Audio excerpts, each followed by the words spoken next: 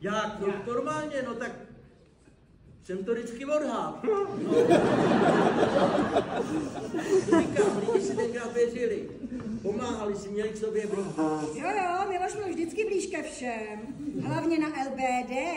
Co to sem taháš? A nejen na LBD. Taky na OPDH.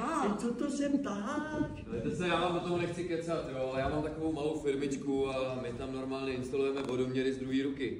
A celkově to vyjde tak o půlku levnějc. Pro částku nad 60 000 musí SVJ vypsat výběrové řízení. No, tak do toho bychom se ale vezli, že jo? Hele, já říkám žádný vodoměry. Lidi pak podvádějí ještě víc. Jak se dá probá podvádět, když máte nainstalovaný vodoměr u 3 vodů vody? Jak asi normálně, úplně normálně. Se to dá přetočit zpátky, ne? A nebo se to otáčení zpomalí přiložením magnetu. Takže inženýr Kubát nám vysvětlil možnosti podvodu u vodoměru.